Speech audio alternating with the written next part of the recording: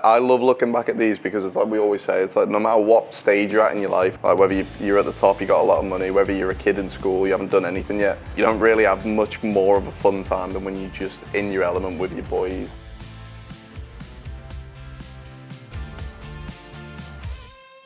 What's going on, everybody? This is Antonee Robinson here, also known as Jedi. I've been playing for the US men's national team now since 2018 at left back.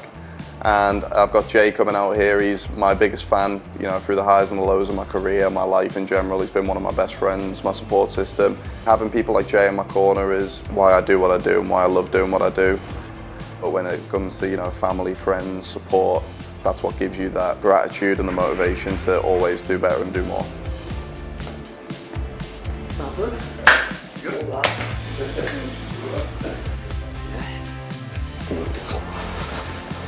On knees like, yeah.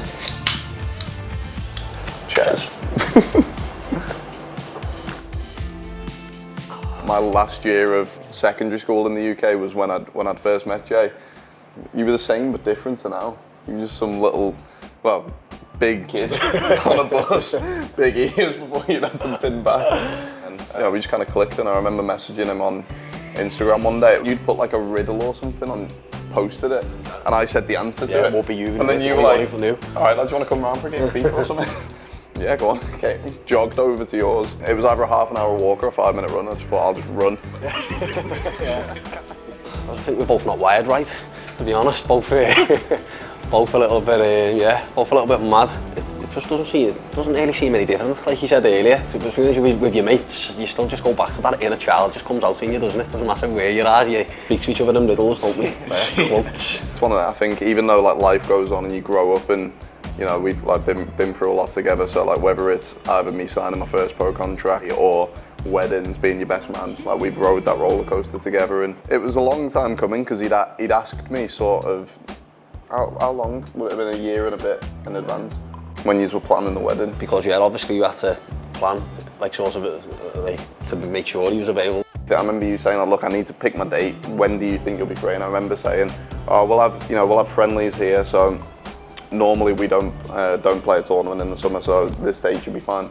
Yeah, no, it meant a lot to me that he was like, I'm planning my wedding basically around making sure that you can come and be best man, and we can have that memory together, and it was a hell of a day as well. Mine and Jay's friendship is two people who've grown up together but haven't actually aged and are still just kids at heart who are on the same page.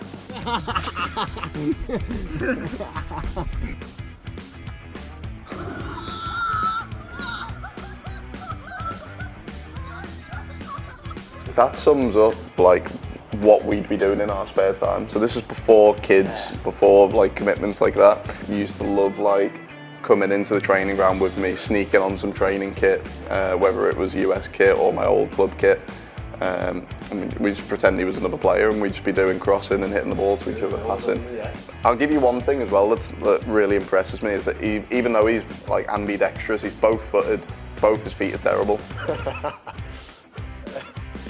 He is the most extroverted person ever. He'll go up to anyone in any scenario and make friends with them. And whenever we've been on international duty before and he's come out, like our team admins and stuff are like, have you got the Scousers coming out? Because they all know him. He lingers around everyone's families and just makes friends with everyone. And so they're all like, oh, the Scousers coming, are they coming? So that's proof in the pudding for me. But I think the atmosphere to like the international, the American matches, totally different to like club football in England. So some of the chants are like at the funny.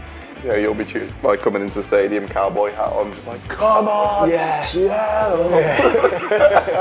Yeah. Oh, when he's there, I'm always like, when the warming up, I'm always like trying to like just pull faces at him and all that. I can see him looking at me and he's like trying not to laugh. I'm jogging up the touchdown, I'm just going like that. Yeah, it's been unbelievable, to be honest, because I think even when we were younger, I don't think if you'd have asked, like, it's just something you probably never really thought of. And it is surreal because, like, you forget sometimes yourself, like, he really is. He's at the level he's playing at, like, it doesn't really get much bigger. There's sort of inclination to always be in some way supporting me, watching me, checking, you know, what time's the game on, I'm going to be up, how I'm going to watch it, what channel's it on, all of that sort of stuff. Pretty much muscle memory from at this point to ask me for. Friendlies and that, they say in the yard, they're usually on midnight, so I'm still up anyway. but you just don't sleep either, so it's handy. Like I tell you, every other game for the US, I'll get in and I'll just get a text off him saying, "Hey, you've done well there." Oh, nice one. Everyone else is a kid, and I can just speak to him and talk through the game. Having like my trustee means a lot to me. From starting to play pro football to then going on loan, playing men's football for the first time, and then jump into the Premier League. He's just been there through that journey of like changing from sort of a boy to a man in sport, and having someone, your friend, who, like I mentioned before, it's every aspect of a support system that you'd want as a fan, as a friend, as a best friend. He provides that for me.